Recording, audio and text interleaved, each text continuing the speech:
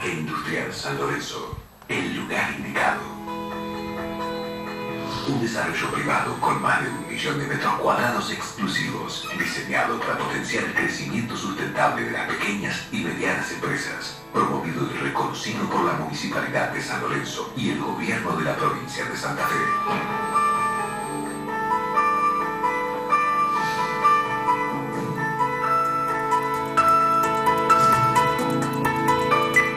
Estratégicamente ubicado en la ciudad de San Lorenzo, sobre la autopista Rosario-Santa Fe y la ruta provincial número 10, cuenta con excelente conectividad, tanto nacional como internacional, gracias al acceso a medios de transporte viales, ferroviarios, fluviales y aéreos.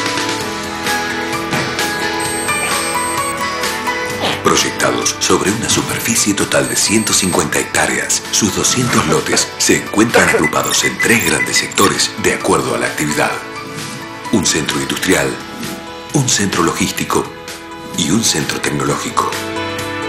Cada sector cuenta con lotes de dimensiones adaptadas a sus necesidades, de 2.500 a 20.000 metros cuadrados, permitiendo la instalación de una gran diversidad de empresas.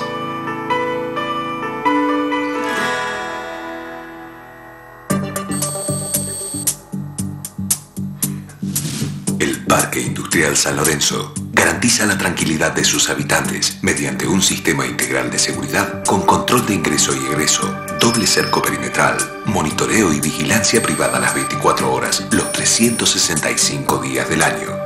Medidas indispensables para crear un entorno seguro y de confianza. Contará con múltiples servicios, sectores comunes y espacios verdes, calles pavimentadas, alumbrado público, energía eléctrica y gas natural industrial.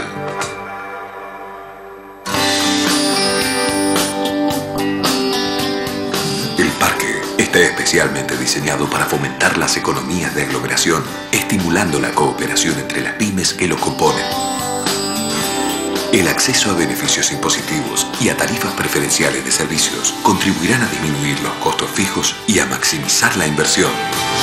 Parque Industrial San Lorenzo, un lugar diseñado para potenciar con seguridad el crecimiento sustentable de tu empresa. Parque Industrial San Lorenzo, el lugar indicado.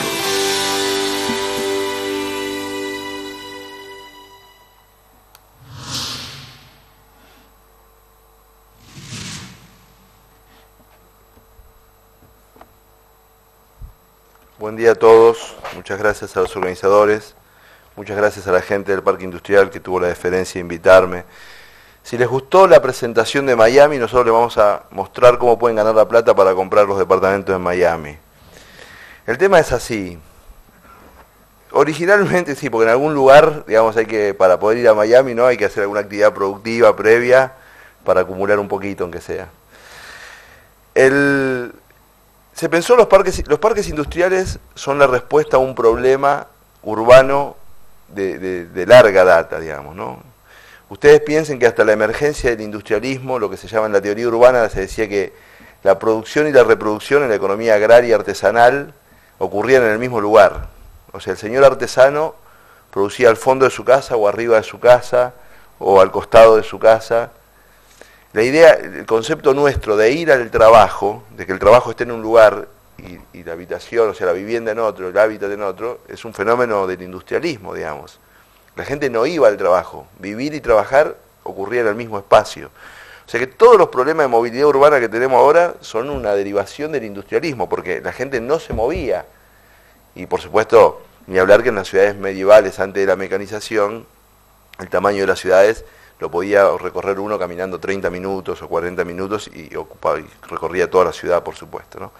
Bueno, pero dicho esto, la organización industrial de separar en un lugar específico, dotado de condiciones específicas para la industria, tiene que ver con toda una agenda de problemas. O sea, se empezó a pensar eso porque la basura industrial era un problema, porque los ruidos industriales eran un problema, porque los accidentes industriales eran un problema.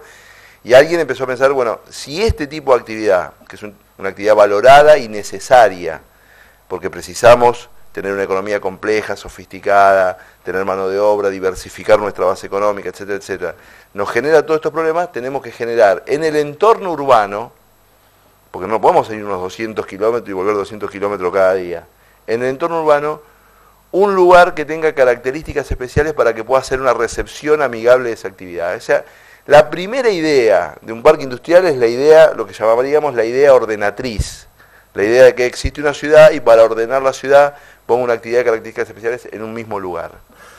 Esto funcionó, ¿dónde funcionó? Que no es en todos los lugares, funcionó bastante bien hasta hace 30 años.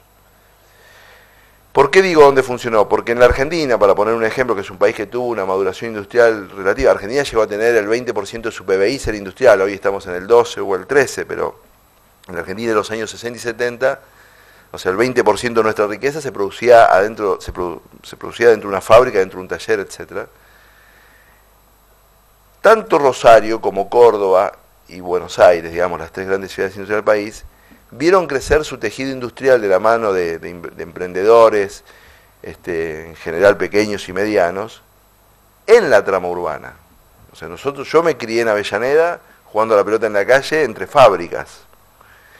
Y eso era porque el Estado no había previsto, en términos de plan, un espacio, porque no había un pensamiento urbano muy sofisticado tampoco, y por eso se permitía el desarrollo de esos talleres, que empezaron siendo talleres pequeños, y después crecieron, y porque no se pensó la lógica de los servicios industriales. O sea, de alguna manera se pensó, bueno, el señor industrial va a resolver la cuestión de los servicios industriales. En los últimos 30 años sabemos que la lógica de los servicios industriales es clave, que el principio ordenatriz es esencial para que funcionen las ciudades, para que ganen competitividad las ciudades entre sí, y que la aglomeración, como dice el video, no es un fenómeno solo para juntar a los iguales, sino que produce lo que se llama modernamente la economía del link. Vamos a explicar qué es esto. En la economía industrial clásica, la principal fuente de competitividad económica es la escala. Bueno, eso es China, ¿no? Cuando uno tiene escala, tiene la posibilidad de producir, bajar todos los costos fijos y producir a menores costos, bueno, y el resultado es que uno es muy competitivo. Pero en la economía del conocimiento, donde la única ventaja no es más la escala, o sea, convive con otras ventajas económicas, la capacidad innovativa, la capacidad de adaptación a un público específico, la capacidad de dotar a mis productos y a mis servicios de un hecho diferencial, es tan importante como la escala.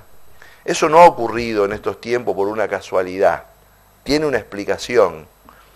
Como todos nosotros estamos montados realmente, en términos reales, en una plataforma relacional que se llama Internet, nosotros tenemos un acceso a la información muchísimo más abundante que una persona hace 40 o 50 años atrás, muchísimo más abundante a la información. Por lo tanto, nos enteramos muy rápido, frente a cualquier dificultad o problema que tenemos, cómo se solucionó en otro lugar, cómo se resolvió en otro lugar, cuál es la mejor forma de solucionarlo, o por lo menos la mejor para mí, para mis ideas, para mis valores. Esto le mete una presión muy grande al sistema económico. Por eso el sistema económico es innovar o morir. Porque la demanda de innovación está dada por la cantidad de información que administra el mercado. O sea, la innovación no es un hecho cool porque a los chicos de Palermo se les ocurrió que la innovación es importante. La innovación es importante porque el mercado aumentó su tasa de innovación a partir de un aumento en la disponibilidad de información. Y las empresas, ¿cómo hacen para innovar frente a un mundo que es tan volátil, tan cambiante, etcétera? Una de las formas, hasta hoy, la forma más eficiente en que las empresas pueden adaptar su dinámica, dinámicas innovativas, es esto, es ir a economías de aglomeración. Porque ahí adentro se produce un micromundo de transferencia de información. Hoy se sabe cuáles son los insumos de la innovación. No es la ciencia infusa. Hoy sabemos qué se necesita para innovar. Se necesitan 4 cosas para innovar. Tener un nivel de educación alta promedio, sobre todo de educación básica alta, más que los doctorados, para que la información pueda circular. Cada desvío en la educación, si yo le puedo decir algo a alguien y si alguien no me entiende, es un dique a la información. Si yo pongo algo en internet y alguien no puede acceder, es un dique a la información. O sea, la innovación precisa que la información fluya. Y entonces precisa garantizar esa fluidez que se garantiza con niveles de educación básica altos o muy altos, todo lo alto que se pueda. La segunda cuestión, el segundo criterio, digamos, esencial para la innovación es la tolerancia, el pluralismo. En los lugares que hay ideas hegemónicas muy firmes, hay muy poca tasa de innovación.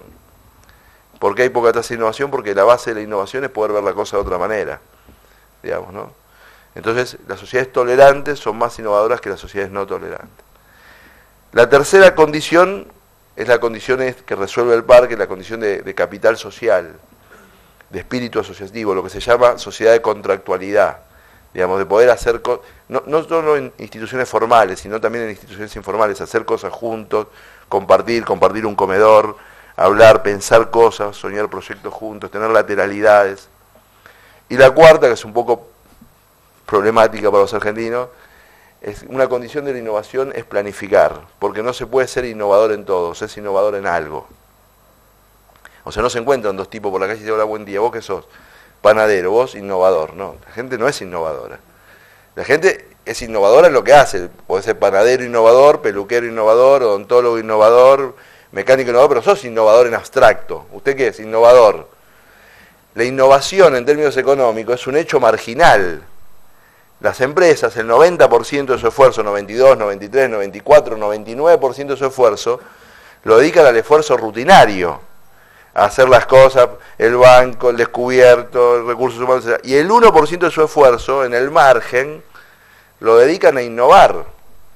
Se innova sobre un saber hacer. Digamos, si yo no sé nada de música, no puedo innovar en música. Si no sé nada de metalmecánica, no puedo innovar. Ahora, si yo en un parque industrial tengo a 60 productores metalmecánicos transfiriendo esa información todos los días sobre mercados, ferias, disponibilidades, respuestas, etc., la posibilidad de que se incremente la tasa de innovación es altísima. Entonces un parque industrial ya no es más un ordenador urbano exclusivamente. Un parque industrial es un hub de servicios industriales para la economía del conocimiento. Los parques industriales tienen que ser prioridad pública si la Argentina quiere tener un destino industrial. Les iba a contar una anécdota y como yo siempre paso a la ligera me olvido de lo que iba a decir. Hay un trabajo hecho hace 5 o 6 años por parte de la CEPAL de relevamiento de parques industriales en América Latina. Es un trabajo descorazonador, porque muestra, por ejemplo, en el rubro hay cantidad de parques industriales inaugurados en América Latina sin ninguna industria. Sin ninguna, no una, cero. Hay uno muy interesante, siempre lo cuento para darle el costado humorístico. En la provincia de Corrientes, saliendo de la estación de colectivos, hay un parque en un campito que dice parque industrial. Y no hay nada, y lo único que hay es una canchita de fútbol. Y yo creo que es perfecto el parque porque lo único que exporta a Corrientes son jugadores de fútbol. O sea, está funcionando la fábrica, digamos, ¿no? Ahora, poner el cartel parque industrial y que no haya ni una fábrica, por lo menos que saquen el cartel, digamos, ¿no? Pero ni uno, con una un montón, con dos un montón. Más del 80 y pico % de los parques industriales en América Latina, en ese informe, sin la densidad necesaria para funcionar. Entonces, cuando uno se pregunta, ¿por qué pasa esto? ¿No? Puede pasar por políticas macro, por un montón de cosas, digamos, hay un montón de cuestiones, porque es la inversa de Rosario, digamos. Ustedes la materia prima la tienen, los talleres, las fábricas, los emprendedores, etc. Es más fácil esto que eso, porque esto es ordenar un problema, pero aquello es generar un cambio de civilización. Uno de los mitos que había hasta hace 20 años, que este parque, el video muestra cómo se resuelve, es que en general los decisores públicos de América Latina querían traer actividad industrial, porque una vez que traía esa actividad industrial se suponía que se resolvían otros problemas. Y hubo experiencias en América Latina, hay un montón, ahora en Europa hay más, pero en América Latina empieza a haber, de lugares donde se resolvieron otros problemas, comillas, y porque se resolvieron otros problemas hubo parque industrial, exitoso. El caso típico es la logística. Hasta hace 20 años atrás se despreciaba la logística, hasta que alguien estadísticamente se puso a dar cuenta que donde funcionaba bien la logística había actividad industrial. Invirtiendo el razonamiento anterior de que si traigo actividad industrial, después tengo actividad logística. Y despreciando la actividad logística. Y no dándose cuenta que en una economía crecientemente relacional y abierta en un sentido conceptual, más allá de la logística, no solo es un costo, sino es una clave de funcionamiento. Entonces, cuando uno piensa, ¿cómo voy a diseñar un parque industrial en el siglo XXI? Y yo tengo Me anoté, discúlpenme porque a veces la memoria no. Una clave es la densidad, ¿no? O sea, si yo voy a desarrollar un parque industrial, tengo que saber que una clave es la densidad. Me tomo el ejemplo, el hecho de poner lote de 2.500 metros cuadrados y 20.000 metros cuadrados tiene mucha razonabilidad. Y si yo mañana administraría un parque, diría más chicos y más grandes. Porque la cadena de valor tiene esa complejidad. Y entonces, eso es parte de la diversidad, digamos, ¿no? Y para darle densidad, hay que garantizar espacios para la mayor cantidad de actores de la cadena de valor posible. La segunda cuestión, bueno, es esta vinculación. Puse el ejemplo de la logística, pero si yo pudiera, pondría laboratorios adentro. Si yo pudiera, pondría ferreterías, etcétera. O sea, que ahí ocurra toda la dinámica industrial, ¿no? Lo que se llama la combinación de industria y servicios industrial. Pensar en la especialización es un tema muy complejo, sobre todo muy complejo para quienes hicieron un esfuerzo y pusieron mucho dinero, ¿no? Y precisan tener un retorno en países como los nuestros, cuya macroeconomía es una montaña rusa generalmente. Pero la verdad es que, desde el punto de vista teórico, académico, siempre es mejor tener un criterio razonable de especialización adentro de los parques. Bueno, no limitar lo que uno piensa como servicios. Yo he visto parques en otro lugar del mundo que tienen predios feriales adentro. O sea, la idea de servicio industrial es una idea muy amplia, muy compleja, no hay que limitarlo. No solo no renunciar, sino que provocar todo el tiempo que se pueda sinergia con lo público. La industria es una actividad muy regulada. Un señor industrial normal en una semana toma contacto con 6, 7, 8 oficinas públicas normalmente. Entonces, toda la sinergia que se puede hacer con lo público, porque yo digo, los impactos del parque industrial se producen en la ciudad y de alguna manera la ciudad tiene que entrar al parque industrial. O sea, no es lo mismo para un parque industrial tener servicios financieros adecuados adentro y yo hacer los trámites en 5 minutos que tenerme que ir a Rosario y venir. Ahora, si el banco es provincial, es sinergia con el sector público. Si la FIP me pone una oficina, aunque sea de despacho adentro, es sinergia con el sector público. Si la aduana, es sinergia con el sector público. Yo dije que la industria es una actividad hiperregulada. Una clave de los parques del futuro, porque crecientemente en el futuro todos los productos van a tener que tener trazabilidad, es la calidad ambiental del parque. Hay que pensar los parques con un sello de distinción ambiental, porque es un plus que el parque le va a dar a la empresa que entra al parque, porque va a tener bloqueados mercados si no está en un ámbito que tenga una cierta calidad ambiental. Voy a decir la palabrita, siempre está, en toda exposición está la palabrita animal, la bestial. Un parque también tiene que ser un espacio para el lobby industrial, sin temores. Hay un conjunto de requerimientos industriales absolutamente legítimos que no se contraponen a otros requerimientos sociales, que precisan una tasa de organización concreta, y el parque provee una plataforma de una agenda concreta, no abstracta. Y tiene que ser una oportunidad para bienes intangibles más sofisticados, como marcas colectivas, como formas de acceso colectivo al mercado de capitales, etcétera. Dicho todo esto, uno se pregunta por qué la Argentina sigue pensando, y hablo de políticas oficiales, con todo el dolor del alma, que un parque industrial es un predio cercado por un alambre. Un predio cercado por un alambre es a un parque industrial lo mismo que un baldío decir que es una plaza. O sea, para que ahí ocurra la dinámica industrial, se precisa una visión sofisticada del fenómeno industrial. Voy a poner un ejemplo santafesino, que me parece absolutamente claro e interesante. Adentro del Parque Industrial de Rafaela funciona un instituto que se llama el ITEC, Instituto Tecnológico. Es un instituto de formación de recursos humanos, que es un convenio entre la Municipalidad de Rafaela y el consorcio del Parque Industrial. La característica específica, ustedes Es muy sencillo el dispositivo que está previsto ahí. Se hace una encuesta anual entre los integrantes del parque industrial de qué capacidades laborales necesitan. O sea que la gente de la administración tiene una calidad de información y provee una oferta académica en respuesta a esa calidad de información que tienen. Eso le da al ITEC la posibilidad de generar año a año una respuesta académica distinta a la del año anterior y flexible. Y un modelo de gestión y de contratación totalmente distinto a contratar a un docente por las vías estatutarias, etc. Cuando yo le pregunté en una encuesta que hice a los integrantes del parque industrial cuál era la ventaja que veían del ITEC, decía, para nosotros la capacidad de forzar a nuestros empleados a hacer un curso es mucho más alta teniendo el ITEC acá. Y yo preciso que mi secretaria estudie portugués, y sé que la tengo a 100 metros en la clase de portugués, no es lo mismo que obligarla a estudiar portugués y tiene que volver a la casa, ir a estudiar, etc.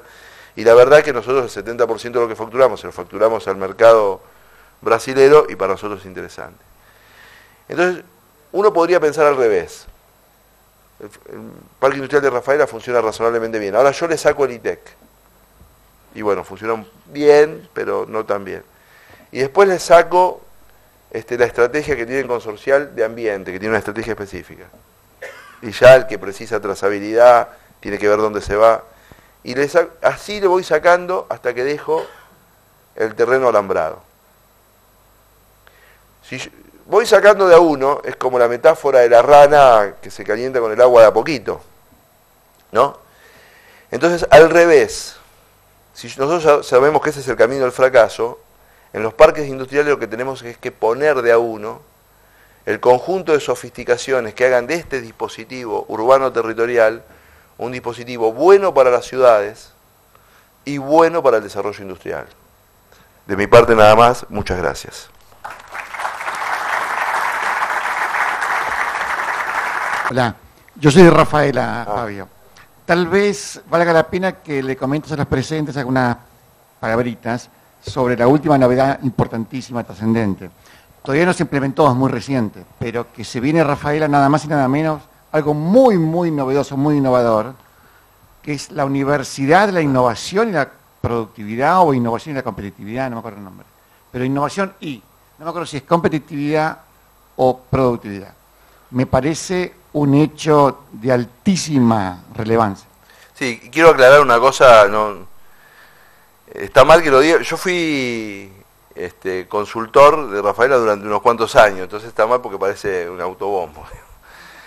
Pero se presentaron 6 proyectos universitarios al Congreso de la Nación y el único que fue aprobado, todos se transformaron en ley, pero el único que el Consejo Interuniversitario Nacional dijo que cumplía con todos los requisitos pedagógicos, etcétera, fue el de la Universidad Nacional de Rafaela, que es una universidad nacional para la innovación, la competitividad y el trabajo.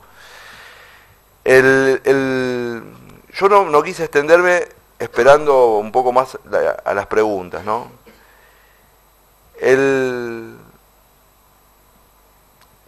A ver, todo esto que decimos que pasa en el parque industrial, hago un paréntesis acá. Sin políticas macro no puede ocurrir, por más que uno tenga un diseño, un parque industrial excelente, digamos, porque la condición necesaria para que un parque industrial funcione es que los industriales le vaya bien, digamos, ¿no? Entonces, pero nosotros no podemos resolver la tasa de interés, no podemos resolver la inflación, no podemos resolver un montón de cosas, digamos, nos quedan lejos, pero aún si todo, ¿qué pasa? Cuando todo eso va razonablemente bien, los comportamientos territoriales no son homogéneos.